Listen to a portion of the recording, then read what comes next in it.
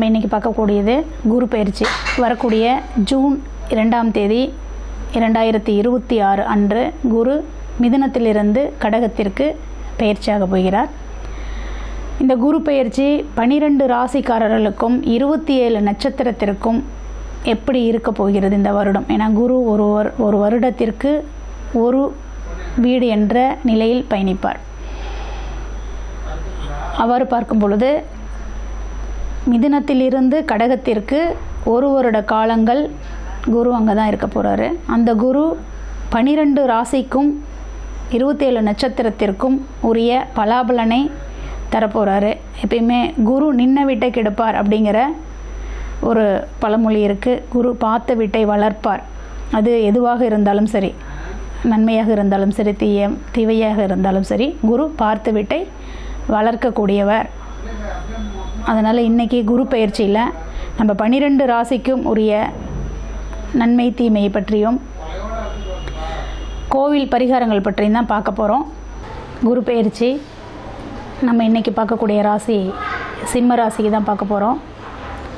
சிம்ம ராசிக்கு காலபுருஷ தத்துவத்தில் குரு 9, 12க்கு சொந்தக்காரரானாலும் சிம்ம ராசிக்கு என்ற அடிப்படையில் பார்க்கும்போது 5க்கும் 8க்கும் சொந்தக்காரராக வருவார். இப்போ சிம்ம ராசியில் 3 நட்சத்திரங்கள் இருக்குது. கேதுவோட நட்சத்திரமான மகம், சுக்கிரனின் நட்சத்திரமான பூரம், சூரியன் நட்சத்திரமான உத்திரம். இந்த 3 நட்சத்திரமும் இந்த சிம்ம ராசியில் இருக்குது. இந்த சிம்ம ராசியில் பிறந்த அனைத்து நபர்களுக்கும் இந்த குருவின் பலாபலன் இந்த வருடத்திற்கான நிலைப்பாடு என்னங்கிறத இப்போ பார்ப்போம். குரு 5, 8க்கு சொந்தக்காரர். ஆனால் ராசிக்கும் லக்னத்திற்கும், அதாவது சிம்ம லக்னத்தில் பிறந்திருந்தாலும் சரி, ராசிக்கு பிறந்திருந்தாலும் சரி, அவர் 12இல் கடக வீட்டில், நீர் வீட்டில் உச்ச நிலையில் இருப்பதால் வெளிநாடு பயணங்கள் மேற்கொள்ளலாம். வெளிநாடு வேலை வாய்ப்பை தேடலாம். வெளிநாடு பயணம் என்பது படிப்புக்காகவும் இருக்கலாம், அல்லது ஆடம்பர சுகம் அப்படின்னு சொல்லக்கூடிய, அதாவது சுற்றுப்பயணங்களை மேற்கொண்டு அதன் மூலியமாக நம்ம பயன்பெறலாம் என்ற நிலையிலும் நம்ம பார்த்திங்கன்னா பயணங்கள் மேற்கொள்ளலாம். அதே போல் கன்னி வீடு இந்த சிம்மத்திற்கு 2வது வீடாக வரும். 2ஆம் வீட்டிற்கு 11இல் லாபஸ்தானத்தில் குரு. அப்போ பார்த்திங்கன்னா தன லாபம் கட்டாயம் சிம்மராசிக்கு இந்த வருஷம் நல்லா இருக்குங்க. நீங்கள் விவசாயத்தின் மூலியமாக எதிர்பார்க்கக்கூடிய வருமானம் வரும். விவசாயத்தில் ஏதாவது நீங்கள் பயிர்க்கடன் மேற்கொண்டு பார்த்திங்கன்னா புதிய விவசாய முறையை நம்ம ஊக்குவிப்பது, இதெல்லாம் பார்த்திங்கன்னா இந்த சிம்மராசிக்காரர்கள் செஞ்சால் கட்டாயம் உங்களுக்கு அது நல்ல ஒரு பேர் புகழை கொடுக்கும். ஏன்னா 11ஆம் இடத்தில் குரு உச்சம். 5ஆம் இடம் என்பது எப்பயுமே பூர்வீகத்தையும் நம்ம குலதெய்வத்தையும், அதே சமயம் பார்த்திங்கன்னா பூமியும் சொல்லக்கூடிய இடம் தான் இந்த 5ஆம் இடம். அப்போ இந்த 5ஆம் இடத்தில் விளையக்கூடிய அனைத்துமே நமக்கு ஒரு நற்பலனை கொடுக்கும். அப்படின்னா இந்த வருஷம் அது சிம்ம ராசிக்காரர்களுக்கு என்றே சொல்லலாம். ஏன்னா 2ஆம் இடத்துக்கு 11இல் குரு லாபஸ்தானத்தில் போய் அமர்றார். இப்போ வருமானம் என்பது கட்டாயம் கடகத்தின் மூலியமாக உண்டு. அடுத்தது 3ஆம் இடம்.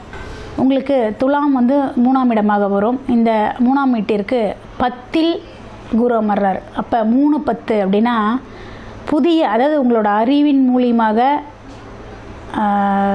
தெளிவாக சொல்லணுன்னா உங்களுக்கு ஒரு பத்திரப்பதிவின் மூலியமாக ஏதாவது ஒரு லாபம். அப்போ இடைத்தரகர், அந்த 3ஆம் இடம் என்பது இடைத்தரகர், தகவல் தொடர்பு, இது சார்ந்து இதன் மூலியமாக ஒரு வருமானத்தை நீங்கள் ஈட்டலாம். இப்போ நான் நில புரோக்கராக இருக்கிறேங்க, அல்லது ஒரு பொருள் வாங்கி விற்றுக்கிட்டுருக்கேன், எனக்கு அது கொஞ்சம் லாபம் தான் கொடுத்துட்ருக்கு அப்படின்னா கட்டாயம் இந்த வருடம் உங்களுக்கு அது நல்ல ஒரு லாபத்தை கொடுக்கக்கூடிய ஒரு நிலையை தரும். ஏன்னா 3, 10ஆக வருவதால். அடுத்தபடியாக 4ஆம் இடத்திற்கு 9, அதாவது விருச்சகத்திற்கு 9இல் குரு. அப்போ சிம்மராசியில் பிறந்தவர்களுக்கு 4ஆம் இடம்ங்கிறது தாய்ஸ்தானம், விருச்சக ராசியாக வரும்.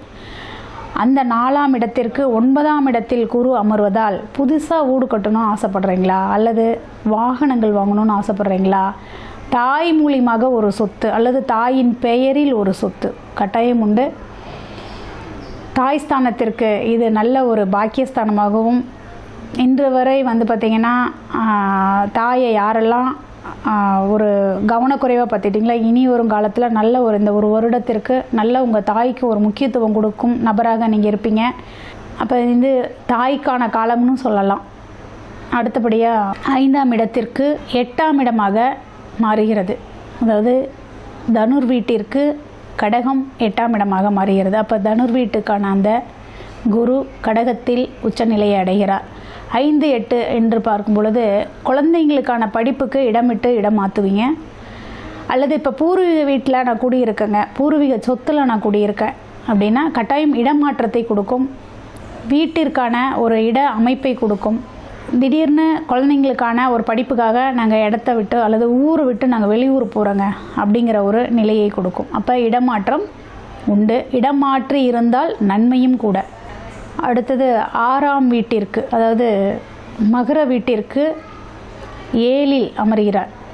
6, 7ஆக மாறுது இந்த இடம். இது எப்படிங்க இருக்கும் அப்படின்னா, கட்டாயம் புதுசாக ஏதாவது ஒரு கடன் வாங்கணும்னு பிளான் பண்ணியிருப்பீங்க.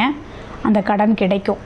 நான் இவ்வளோ நாளாக எதிர்பார்த்துட்டு இருந்தேன், இந்த பணம் வரவுக்காக தான் எதிர்பார்த்துட்டு இருந்தேன், கிடைக்குமானா கிடைக்கும். அதே மாதிரி தாய் மாமா உறவுகள் மேம்படும். தாய் மாமா உறவுகளால் சற்று விரிசலும் ஏற்படும். அப்போ நம்ம கொஞ்சம் கவனமாகவும் அதை பார்க்கணும். தாய் மாமா உறவு சற்று ஒரு சின்ன மனக்கசப்பை கொடுத்து மீண்டும் அந்த தாய் மாமா உறவில் ஒரு சேர்க்கை அப்படிங்கிற ஒரு நிலையை கொடுக்கும். அதனால் தாய் மாமாவிடம் பகைத்து கொள்ள வேண்டாம். அடுத்தபடியாக கடக வீட்டிற்கு பார்த்திங்கன்னா, சிம்ம வீட்டிற்கு சப்தமஸ்தானம் கும்பமாகவும், அதுவே கடகத்திற்கு அது 6ஆம் இடமாகவும் மாறும். அப்போ இங்கே 6, 8 அப்படிங்கிற ஒரு நிலையை கொடுக்கும். திருமணம் என்பது இன்று வரை இந்த சிம்மராசியில் பிறந்தவர்களுக்கு சற்று தாமதம் அப்படிங்கிற மாதிரி இருந்தாலும் இது ஒரு சுப விரயத்தை கொடுக்கக்கூடிய ஒரு நிகழ்வாக இருக்கலாம். அதே போல் சிறு மனக்கசப்பு, ஆல்ரெடி கல்யாணம் ஆயிடுச்சுங்கன்னா சிறு மனக்கசப்பு, மனைவியிடம் ஒரு சின்ன கருத்து வேறுபாடுகள் கொடுக்கக்கூடிய ஒரு அமைப்பாகவும் இருக்கும். அதனால் மனைவியிடம் தகராறு, சண்டை சச்சரவு எதுவும் வேண்டாம், அனுசரித்து போங்க, எல்லாமே நல்ல பலனை கொடுக்கும். அடுத்தது சிம்ம ராசிக்கு 8ஆம் இடம்னு சொல்லக்கூடியது மீனம்.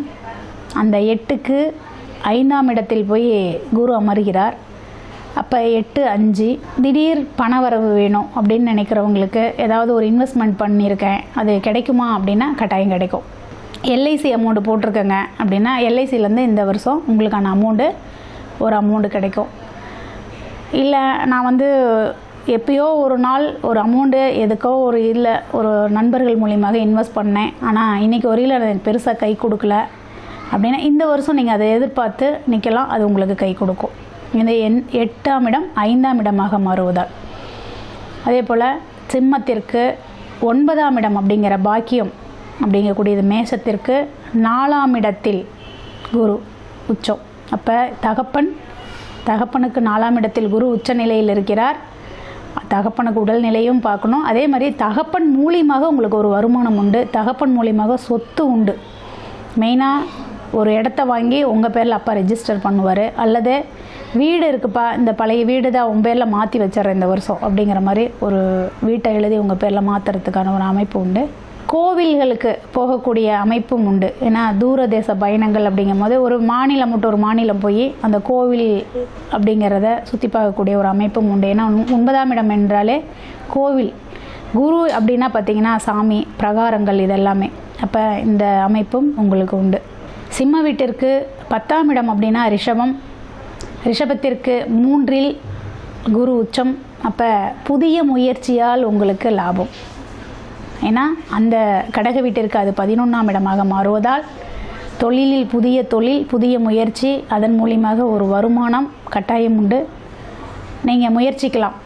நான் விவசாயம் மட்டுமே பண்ணிகிட்ருக்கேங்க, சைடில் ஒரு மிஷின் போடலான்ட்டு இருக்கேன், ஒரு அரைவு மிஷின் போடுறேன், ஒரு நெல் அரைக்கிற மிஷின் போடலாமா, போட்டிங்கன்னா நல்ல லாபம் கிடைக்குமா, கிடைக்கும். ஒரு மாவு அரைக்கிற மிஷின் வைக்கலாம். அப்போ எதாக இருந்தாலும் ஒரு தொழில் மூலியமாக ஒரு வருமானம் உண்டு, புதிய வளர்ச்சி உண்டு. அடுத்தபடியாக சிம்ம வீட்டிற்கு 11ஆம் இடம் அப்படின்னு பார்க்கும் பொழுது மிதுனமாக வரும். அந்த மிதுனத்திற்கு 2இல் குரு உச்சம். அப்போ லாபம் கட்டாயம் உண்டு. லாபம் எதன் மூலியமாக உண்டு அப்படின்னு பார்த்தீங்கன்னா, தன்னோட வேலை உள்ளூரிலிருந்து வெளியூருக்கு மாற்றம் செய்வதன் மூலியமாக லாபம் உண்டு. அதே போல் தன்னோட மூத்த சகோதரன் மூலியமாக லாபம் உண்டு, மூத்த சகோதரின் மூலியமாக லாபம் உண்டு. அப்போ கட்டாயம் உங்களுக்கு லாபம் என்பது உறுதி, அதில் எந்த மாற்றக்கும் இடமில்லை. அடுத்தது 12ஆம் இடமாகவே மாறும். அதாவது பார்த்திங்கன்னா சிம்மத்திற்கு கடகம் 12, 12இல் குரு உச்சம் அப்படின்னு முதல்ல ஆரம்பத்திலே அதை தான் நான் சொன்னேன். வெளிநாடு பயணங்கள் உண்டு. அதே சமயம் கொஞ்சம் மருத்துவ செலவு அப்படின்னா இந்த சிம்ம ராசிக்காரர்களுக்கு குரு 5, 8 கூடையவனாக மாறுவதால் மருத்துவ மெடிக்கல் இஷ்யூ கட்டாயம் வருங்க. கவனமாக இருங்க. சடனாக ஒரு நெஞ்சு வலிக்கிற மாதிரி இருக்குது எனக்கு அப்படிங்கிற மாதிரி ஒரு ஃபீல் இருக்கா, உடனே இமீடியட்டாக போயிட்டு ஹாஸ்பிட்டலில் பார்த்துக்கோங்க. வீசிங் ட்ரபிள் இருக்குங்க அப்படிங்கிறவங்களும் போய் பார்த்துக்கோங்க. தூசி மூலிமா உங்களுக்கு அலர்ஜி இந்த மாதிரிலாம் ஆகலாம். மெயின் வந்து ஹார்ட்.